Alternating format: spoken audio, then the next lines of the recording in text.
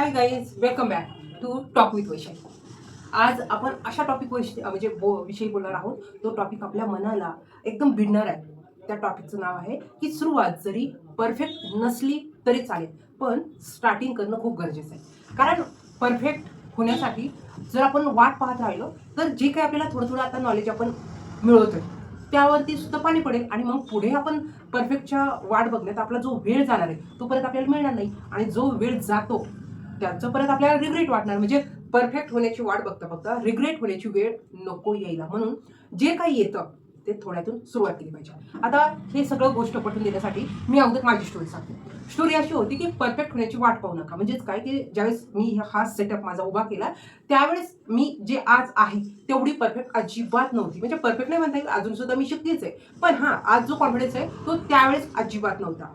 Confidence एक होता की मी काहीतरी छान करेन, पण आज जो कॉन्फिडन्स आहे की मी नक्कीच काही ना काही आयडियाने नक्कीच माझं अजून ग्रोथ करू शकते, तर स्टार्टिंगला माझ्याकडे तेवढा कॉन्फिडन्स नव्हता. तरी सुद्धा मी पार्लर उभा करण्याचं पाठीमागचं कारण होतं की मी ज्यावेळी दुसऱ्या पार्लरच्या ठिकाणी कामाला जात होते तिथं व्हॅल्यू आणि रिस्पेक्ट ही गोष्ट झिरो असायची.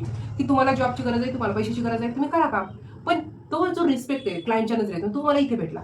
व्हॅल्यू वेळेची. जर मी सांगितलं की टायमिंग ह्या टायमिंगला पार्लर उघडतं, ह्या टायमिंगला पार्लर बंद होतं, तर क्लायंट वेळेत येत आहेत.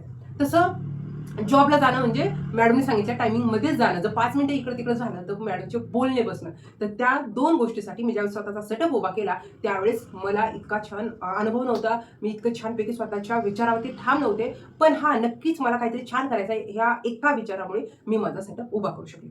तर मला आवर्जून सांगायचं आहे की मी त्या गोष्टी ज्यावेळेस उभा केला हा सेटअप पार्लरचा, एक एक गोष्ट मी कनेक्ट करत गेले, त्यावेळेस मला अडचणी आल्या. खूप साऱ्या गोष्टींना तोंड द्यावं लागलं. कधी कधी डिसिजन इतका घ्यावा लागायचं की अरे यार, आता जर मी दम नाही धरला, आता जर तग धरून मी नाही राहिली, आता जर माझ्यात थोडी इम्युनिटी पॉवर विचारांची जर वाढवली नाही तर मी परत झिरो होऊन जाईल. ह्या भीतीमुळे मी रोज लढत राहिले. मी माझ्या स्वतःबरोबर लढत राहिले आणि त्याचा परिणाम असा झाला की मी आज 100% गॅरंटी देऊन सांगते की मी आता हरू नाही शकत किंवा मी झिरो नाही होऊ शकत. ॲटलीस्ट माझ्याकडे एवढा तरी आता कॉन्फिडन्स आहे, मी एवढं तरी छान ग्रोथ करू शकेन.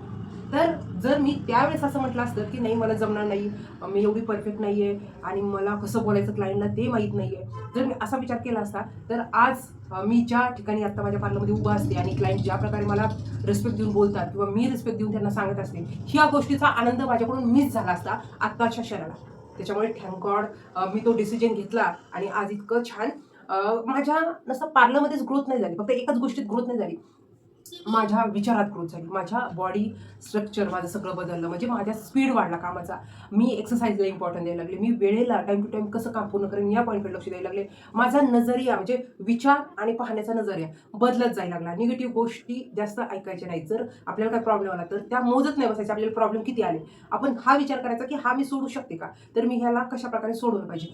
हे जे होतं त्या सगळ्या गोष्टी हळूहळू हळूहळू माझ्यात इम्प्लिमेंट म्हणजे मी करत गेले, शिकत गेले, वाढवत गेले आणि त्याने मी आज खूप हॅपी. तर जर तुम्हाला असं वाटत असेल कधी कधी अरे यार माझ्या डोक्यात खूप आयडिया येतात, मी काम करू का नको, डिसिजन घेऊ का नको, घरच्यांना खूप तकलीफ होईल, सगळा गोंधळ होईल, थोडं माझ्याकडून दुर्लक्ष होईल, ह्या सगळ्या गोष्टींचा गोंधळ जर तुमच्या डोक्यात होत असेल आणि तुम्हाला जर वाटत असेल की माझी स्किल खूप छान आहे, मी छान करू शकेल, तर थोडंसं ट्राय करा, प्रॅक्टिस करा की मी नक्कीच माझं काम छान करू शकते.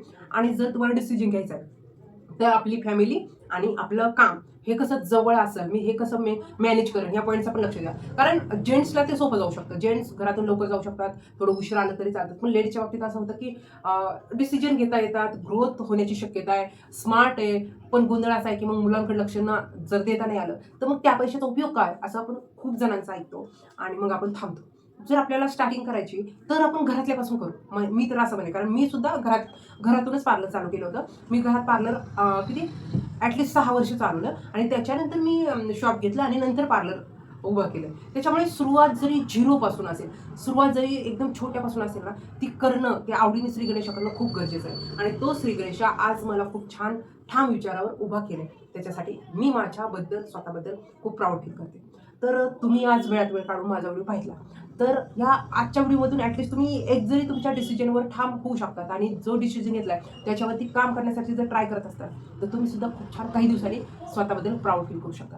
तर पहा, आपल्या कामावरती आपल्या बॉडीवरती आपण नक्कीच काम केलं पाहिजे. त्याने काय होतं, कॉन्फिडन्स येतो आपल्या बोलण्यात आणि आपल्या बोलण्यात कॉन्फिडन्स आलेला तर नक्कीच आपल्याला रिस्पेक्ट ही गोष्ट मिळते.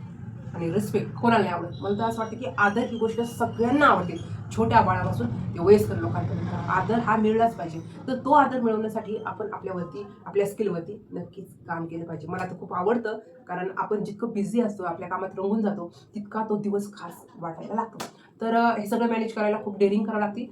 फक्त बोलण्याची गोष्ट नाही आहे, सगळं मॅनेज करायचं असतं सकाळपासून ते संध्याकाळपर्यंत, आणि ते सगळं मॅनेज करायचं आता मी हळूहळू शिकले. तर वेळात वेळ काढून आज माझा व्हिडिओ तुम्ही पाहिला, त्याच्याबद्दल खूप सारे मनापासून आभार. असेच व्हिडिओ पाहत राहा. व्हिडिओ जर आवडला तर नक्कीच लाईक करा. आणि हा, परफेक्ट होण्याची अजिबात वाट पाहू नका. सुरुवात 0 पासून करा, तरीसुद्धा तुम्ही खूप नंतर फ्युचरमध्ये आनंदी होऊ शकता, जसं की आज मी आहे. तर भेटू पुढच्या व्हिडिओमध्ये. बाय.